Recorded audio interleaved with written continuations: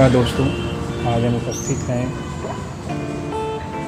रामनगर स्थित फोर्ट का जो पिछला हिस्सा है जिसका नाम है महाराजा की खिड़की, उसके ठीक बगल में करमन साहब स्थित मज़ार है जिसका एक बहुत पुराना इतिहास है और इस पर चर्चा करेंगे। साथ ही आज का जो सब्जेक्ट है आज के युवा पीढ़ियों के लिए कि कुछ लोग ऐसे हैं जो अपने लाइफ में हमेशा कंफ्यूज रहते हैं, वो सही नतीजे पे नहीं पहुंच पाते हैं कि हमें क्या करना चाहिए। तो ऐसे में ऐसे लोगों के लिए आज हम वीडियो बनाना चाहेंगे और अपने फिल्म के जो डायरेक्टर हैं सरगम कल्चरिस्ट के SP अहमद जी, उनसे कुछ बात करते हैं, डिस्कस करते हैं इस बारे में। आइए। हेलो सर, आज का जो सवाल है थोड़ा उलझा हुआ है, तो हम उस बारे में आपसे जानना चाहेंगे, लेकिन फ़िलहाल हम चाहते हैं कि आप अपना जो परिचय है, अपना परिचय का तो हर शख्स मोहताज है और परिचय तो उसका काम कराता है। जी, ज़िंदगी ने अगर वक्त दिया है, मौका दिया है, सेहत दी है, तालीम दी है, टैलेंट दिया है, एबिलिटी दी है, आवाज़ दी है, सलाहियत दी है, तो उसका बेहतरीन जो यूज़ है, जो इस्तेमाल है, वो है इंसानियत की खिदमत। जी सर। तो सर हम ये कहना चाहेंगे कि कुछ ऐसे लोग हैं जिनका नाम लेना ठीक नहीं है कि शायद वो बुरा माने, क्योंकि हर इंसान कहीं ना कहीं बीमार होता है। कुछ दिखते हैं और कुछ नहीं दिखते हैं। कुछ लोग होते हैं जो कि असमंजस में होते हैं, वो मेल भी हो सकते हैं, फीमेल भी हो सकते हैं। ऐसी पीढ़ियाँ जो हैं वो ये तय नहीं कर पाते हैं कि हमें क्या करना चाहिए, क्या नहीं करना चाहिए।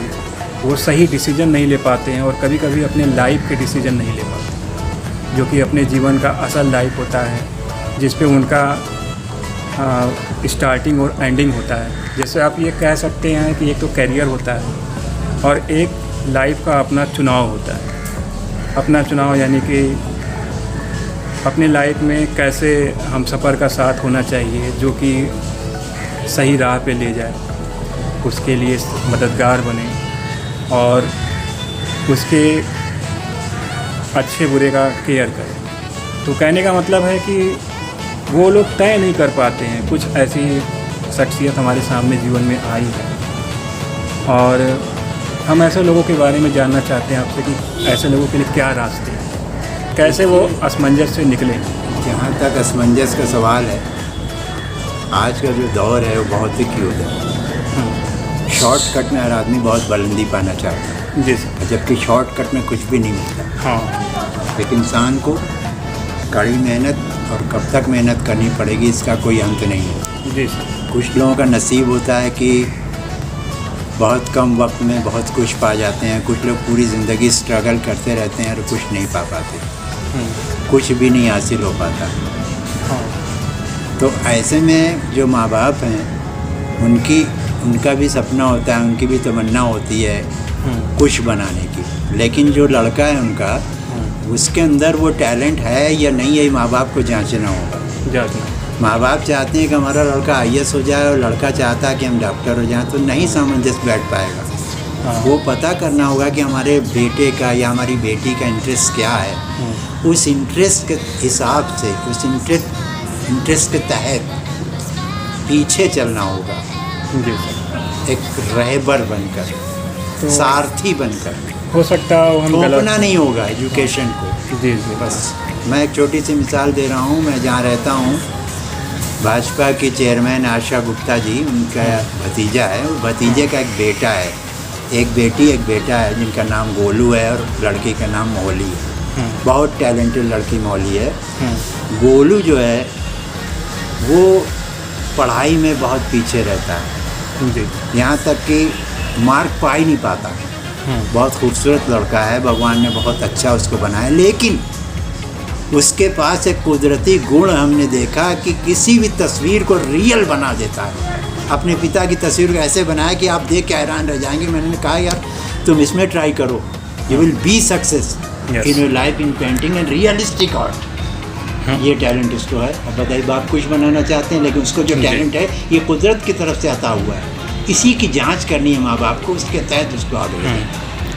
सर, जहाँ तक हमें लगता है कि बच्चों का एक दौर होता है जब माँ बाप उंगली पकड़ा के चलाते हैं, उसको बताते हैं क्या सही है क्या गलत है, सारी चीज़ें। लेकिन बच्चा जब मैच्योर होने लगता है, मान के चलिए अगर वो इंटर के बाद ग्रेजुएट तक की सीढ़ी तय कर रहा है, तो जाहिर सी बात है वो काबिलियत उसके अंदर होगी, वो सारे उतार चढ़ाव उसने देखे होंगे। तो अब हर फैसले माँ बाप कैसे लेंगे आप बताइए। जैसे अगर मान लीजिए करियर की बात है, तो करियर में आपको तय करना होगा कि आप किस काम में सही हैं, कौन सा सब्जेक्ट या कौन सा चीज़ आप पढ़ेंगे तो वो बेटर होगा। फैसला तो हर माँ बाप चाहते हैं कि उनका बेटा बेटर बने, हाँ, उनकी बेटी बेटर बने, बहुत ऊंचाई पे जाए। जी जी। लेकिन माँ बाप को पहले ये जांचना होगा कि हमारे बच्चे का, हमारी बच्ची का हार्टली असल इंटरेस्ट क्या है। बस ये। और हमें जहाँ तक लगता है सर कि वो बचपन से ही दिखने लगता है। अगर आपका आर्ट में शौक़ है तो आर्ट में वो दिखेगा, रुझान दिखता है। अगर आपका इंजीनियर्स के तहत है, डॉक्टर्स के तहत है, तो वो पहले से दिखता है।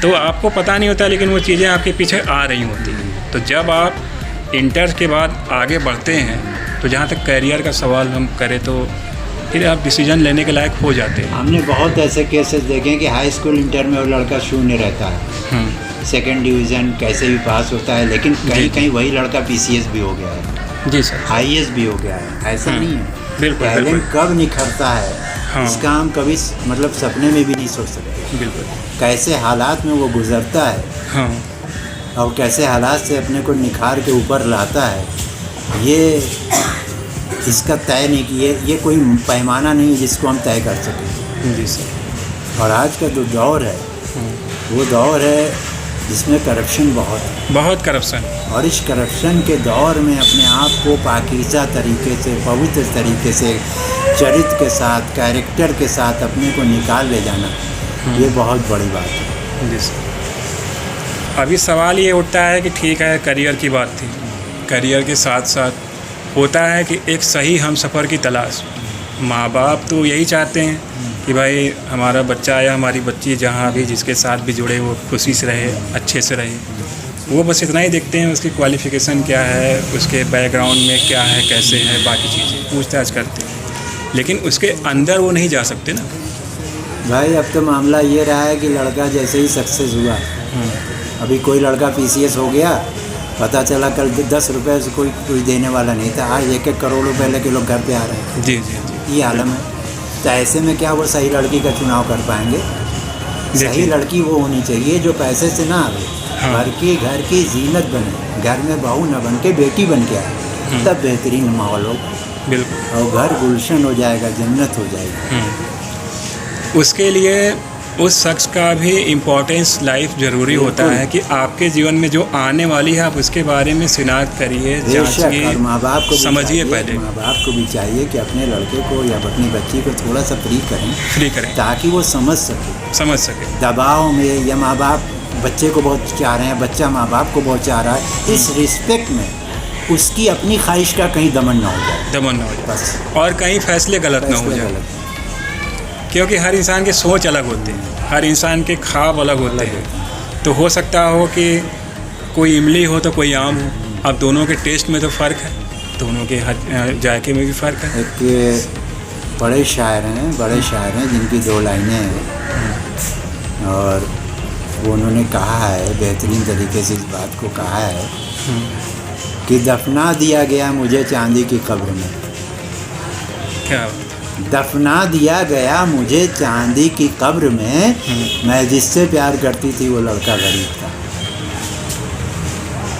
तो ये 2 लाइन है, लेकिन इसको जब आप बखूबी समझने की कोशिश करेंगे तो बहुत एक लंबा, बिल्कुल सर, कैनवास आपको नज़र आएगा। हैं? और एक और बड़े शायर ने कहा है बहुत बड़े शायर हैं कि तेरी बख्शी हुई ज़िंदगी को कहाँ ले जाऊँ आखिर ये बता दे। तेरी बख्शी हुई ज़िंदगी को कहाँ ले जाऊँ आखिर ये बता दे। तबीयत कुछ बनाना चाहती है और मुक़द्दर कुछ बनाना चाहता है। क्या बात। तो मामला यहाँ पर ख़त्म नहीं होता, नहीं होता है हमेशा वायलेंस कर। जब बच्चे वजह- बड़े हो जाएं तो माँ बाप को एज ए दोस्त, एज ए फ्रेंडली ट्रीट करना चाहिए। वजह क्या है सर कि ऐसे कई उदाहरण आए हमारे सामने, 3-4 उदाहरण आए हमारे सर्कल में ही आ रहे हैं कि माँ बाप के दबाव में बच्चे शादी कर लेते हैं। कभी कभी घर के झंझट से भी लोग कर लेते हैं, अरे छोड़ो यार हटो, दूसरे जगह जाएंगे तो सुख मिलेगा, सारी चीज़ें मिलेंगी। लेकिन वो क्या है कि अपना, अगर आप खुद सोचिए कि आप एजुकेशन कंप्लीट कर चुके हैं, आप एक प्रोफेशन के दौर में जा रहे हैं, जब आप इतने छोटे से लाइफ को मतलब डिसीजन आप नहीं ले सकते कि आपको करना क्या है और आपको कैसा हमसफ़र चुनना चाहिए, तो माँ बाप उसमें क्या कर सकते हैं। माँ बाप सिर्फ थोड़े बहुत रिक्वायरमेंट देखेंगे, उसके बाद लड़की को जो है लड़के के घर पे भेज देते हैं, जाओ। उसके बाद लड़की को झेलना होता है। तो हमें लगता है कि दोनों को ये पक्का पहले समझ लेना ज़रूरी है, तो दोनों में समय देना चाहिए। जैसे मान लीजिए अगर मैरिज की बात हो गई हमारे ख्याल से, तो ठीक है 2 महीने, 4 महीने, 3 महीने, 6 महीने आप एक दूसरे के साथ उठो बैठो, बातचीत करो, आओ जाओ। होता है ना कि आप जांचो पहले। बहुत समझना ज़रूरी नहीं है, हाँ। तो नसीब भी है। नसीब है, हम समझते हैं हाँ, सर। लेकिन आज का जो दौर है उसमें समझना भी ज़रूरी है। बहुत ज़रूरी है। और आज जो मामला चल रहा है उसमें बड़े बड़े ड्रामे भी हो रहे हैं, बहुत अच्छा बन के आएंगे। अब जी मैं सर। छोटी सी बात बता रहा हूँ, कोई भिखारी आपके पास सूट पहन के नहीं आएगा, नहीं, अंग्रेज़ी बोल के नहीं आएगा, स्मार्ट बन के नहीं आएगा, भेष बना के आएगा ना। एक लरस पैदा होगी आपको, गुर्बत, हालात उसके वैसे, तब आप में कुछ देंगे। स्मार्ट बन के आएगा, उसको आप दे देंगे, हैं? नहीं। तो उस तरीके का भी जो मामला है, तो आपको बहुत तजवीज़ करना होगा, बहुत तफ्तीश करनी होगी, बहुत जानकारी लेनी होगी, और जी बहुत जल्दबाजी में कोई फ़ैसला नहीं लेना चाहिए। लेकिन माँ बाप का एहतराम ज़रूरी है। तो सर जो आपने कहा वो सही कहा, लेकिन थोड़ा अगर आप इसको डिफ़ाइन कर देते तो आज की असमंजस वाली जो पीढ़ी है संभव। बहुत ज़्यादा महत्वाकांक्षी भी नहीं होना चाहिए। जी। हम सितारे नहीं तोड़ के दे सकते, मगर माँ बाप हैं हाँ। तो अपने बच्चे को चांद नहीं ला सकते। और बच्चों को अभाव में बताना ज़रूरी है, ये नहीं कि बच्चे कोई फरमाइश की और हम वो कर दें, ऐसा कुछ नहीं होना चाहिए, हैं? और हमें इस बात का ख्याल रखना होगा कि अगर हम कल बच्चा कोई फरमाइश कर दें, हमें 50,000 का मोबाइल चाहिए, हम खर्च से दिला दें, तो मामला वहाँ ख़त्म हो जाएगा। हमें उसको बताना होगा अपने अभाव की बात, उनको भी पता चले कि हमें ज़िंदगी में जद्दोजहद करनी है। बिल्कुल हैं? और जहाँ तक पत्नी का सवाल है, तो पत्नी तो ऐसी होनी चाहिए कि आप सोचें और वो कर दें, तब तो मामला है। अच्छा, हमें जहाँ तक लगता है दोनों को समझ के चलना चाहिए लाइफ। अच्छा, ऐसा भी नहीं कि अगर उसके कुछ ड्रीम्स हों, उसके अगर कुछ सपने हों, तो उसको दबा के नहीं तुमको यही करना है। नहीं, ऐसा अगर वो शादी के बाद और पढ़ना चाहती है, बेशक उसको पढ़ेंगे। अगर वो अपने लाइफ में कुछ बिल्कुल, करना चाहती है, एक बिल्कुल। पहचान बनाना लेकिन चाहती है, उसका, उसका एक दायरा होना चाहिए। दायरा होना चाहिए। उस दायरे से आगे जाना फिर घातक होगा। घातक। हैं? तो यहाँ यानी पर इसको समझने फ्री की- करना चाहिए एक दायरे के गरिमा हिसाब के से। अंदर। गरिमा के अंदर। खूबसूरती हमेशा लिबास में अच्छी लगती है। जी सर। आज जो अश्लीलता का मामला चल रहा है, वेब सीरीज़ में जैसी फिल्में आ रही हैं, आप देख रहे हैं, बिल्कुल। क्या वो गाली जो गलियों सड़कों पर किसी मामले में दी जाती है, उसको उसका डायलॉग बनाया जा रहा है। तो वो कौन सी दिशा हम हिंदुस्तान को दे रहे हैं, बताइए। उससे हम कौन सा भारत बना रहे हैं, बताइए, हैं? उस गाली को हम ऐसे, जो बनारस की जिसको वो कहा जाता है, जिसको वो उसकी स्क्रिप्ट है, कहाँ हम ले जा रहे हैं। इसलिए इन सारी चीज़ों पे बहुत ध्यान देना है, फोकस जरूरी है। फोकस ज़रूरी है। और ये ध्यान माँ बाप और बेटे और ये समाज, ये सारे लोग एक साथ मिलकर, जो यहाँ के बुद्धिजीवी इंटेलेक्चुअल्स हैं, उनकी भी जिम्मेदारी है। समाज दूषित होता है कैरेक्टर के गिर जाने से। चरित्र अगर प्रधान होगा और उसको मजबूत बनाने के लिए हमेशा जद्दोजहद रहेगी, तो ऐसी कोई आंधी नहीं है जो हम पर हावी हो जाए, ऐसी कोई साजिश नहीं है जो हमको बर्बाद कर दे, और ऐसी कोई नफ़रत नहीं है जो हमें अलग कर दे। ऐसा नहीं है। उन सब को हम काट देंगे अगर हम सच्चाई पर रहेंगे बस। और लाइफ में कभी भी किसी भी मामले में किरदार का, चरित्र का सौदा नहीं होना चाहिए, चाहे हालात कैसे भी आ जाए, चाहे हालात कैसे भी हो जाएं। चरित्र गया, ज़िंदगी गई।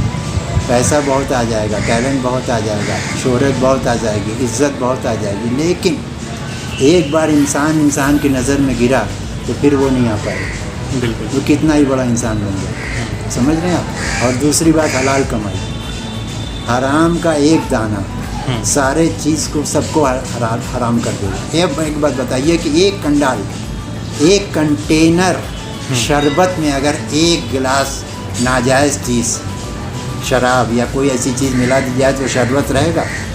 वो सब का सब गलत हो जाएगा ना। बिल्कुल बस गलत। यही बात है, इस बात को समझने की कोशिश करिए कि हम ऐसा कोई काम ना करें कि हमारी ज़िंदगी भी उसी तरह का शराब और शरबत का मेल हो जाए। तो यानी बच्चों को आत्मनिर्भर बनाना, उनको पहले से हमें उस सांचे में ढालना होगा। मॉडर्नता बहुत ज़रूरी है, लेकिन मॉडर्नता में, मॉडर्न होने में हम अपना अस्तित्व न खो दें, इसका ख्याल रखें। ये ख्याल करें। हम सच्चे हिंदुस्तानी रहें, भारतीय रहें, इसका ख्याल रखें। और इस मुल्क के सच्चे वफादार रहें, इसका ख्याल रखें। किसी भी कीमत पर राष्ट्र पहले, मज़हब बाद में। पहले हम हिंदुस्तानी हैं, बाद में हिंदू और मुसलमान। अगर हम भारतीय नहीं हैं तो हमें हिंदू भी कहलाने का हक़ नहीं है और मुसलमान भी कहलाने का हक़ नहीं है। यही तिरंगा कह रहा है। उस रंग का तो प्रमाण जो है, उसका मैसेज है, वो साफ साफ है। शांति, हरियाली और एकता का जो आज ज़रूरत है हाँ, कि नफरतों को हटाकर हम पहले भाई भाई हैं। हिंदू, मुस्लिम, सिख, ईसाई आपस में है भाई भाई। इस नारे को फिर से जगाने की ज़रूरत है, फिर से। तो सर, इस डिस्कस के बाद इस सब्जेक्ट में, असमंजस में बहुत से शब्द ऐसे निकल के आए हैं, तो आप अपने प्रोडक्शन यानी सरगम के तहत, कि भाई आप उस प्रोडक्शन के डायरेक्टर भी हैं, गार्जियन भी हैं, तो आप क्या कहना चाहेंगे? हम सिर्फ यही कहना चाहेंगे कि जो आज लहर है, इस लहर में हमें बहना नहीं है, अपने अस्तित्व को खोना नहीं है। बस मामला ये है कि ये नदी गंगा जो कलकत्ता की तरफ जा रही है, लेकिन हमें अगर कामयाब होना है तो बहना है मिर्ज़ापुर की तरफ, लहरों के विपरीत, तभी कामयाबी है। और बुलंदियों पे पहुंचना कोई कमाल नहीं, बुलंदियों पे ठहरना कमाल होता है। बिल्कुल सही कहा आपने। दूसरी बात कि सुरखरू होता है इंसान ठोकरें खाने के बाद, और रंग लाती है ना पत्थर पे घिस जाने के बाद। तो बग़ैर मेहनत, बग़ैर स्ट्रगल और बग़ैर सच्चाई कामयाबी हासिल नहीं है। और कामयाबी तश्तरी में सजा के नहीं मिलती, ज़बरदस्त जद्दोजहद चाहिए। आपने अपना कीमती समय निकाल कर जो हमें और सारे लोगों को आज दिया, युवा पीढ़ी को दिया हमारे साइट के जरिए, तो हम आपका शुक्रिया करते हैं। Thank you. और आगे भी ऐसे बहुत से सब्जेक्ट होंगे जिस पर अगर हमें लगता है कि आपसे बात करना चाहिए तो ज़रूर हम बात और करेंगे। एक बात और बता दें कि पिक्चर अभी बाकी है, यस सर। और कहानी यही मुकम्मल नहीं होती, और मैं भी मुकम्मल नहीं हूँ, कोई भी इंसान मुकम्मल नहीं है। नहीं, बात तो है। हैं, मुझसे भी बेहतरीन शख्सियत इस दुनिया में मौजूद हूँ, मैं तो बेहतरीन हूँ ही नहीं। और अच्छे अल्फाज वाली शख्सियत यहाँ हैं, उनसे भी राब्ते कायम किए जा सकते हैं। बिल्कुल। मैंने जो अपने बड़ों से पाया वो मैंने आपको बताया, इसमें मेरा कोई कमाल नहीं है। थैंक सर, लेकिन फिर भी आप हमसे काफ़ी सीनियर हैं, आपका अपना तजुर्बा हमसे तो अच्छा ही होगा, तो जानना और जान के लोगों तक पहुंचाना ये हमारी कोशिश रही है, और उसमें आप एक प्रमुख भाग बने हमारे लिए, तो हम इसके आभारी हैं। Thank you. आपने हमारा ख्याल, हमारा विचार, हमारे थॉट्स शेयर किए, सुने, इसका बहुत बहुत शुक्रिया। और हम चाहते हैं कि अगर कहीं भी अच्छा लगा हो तो इसको ज़िंदगी में लाएं। एक बूंद ही अगर कहीं पड़ गई तो फल और दरख्त बनने में देर नहीं लगेगी। बस यहीं से अपनी बात को विराम दे रहे हैं, क्योंकि अच्छाई एक खुशबू होती है। जी सर। ये कोई जिस्म नहीं जिसे कोई छू लेगा, नाम ही रखना है तो खुशबू रखना। Thank you. बिल्कुल।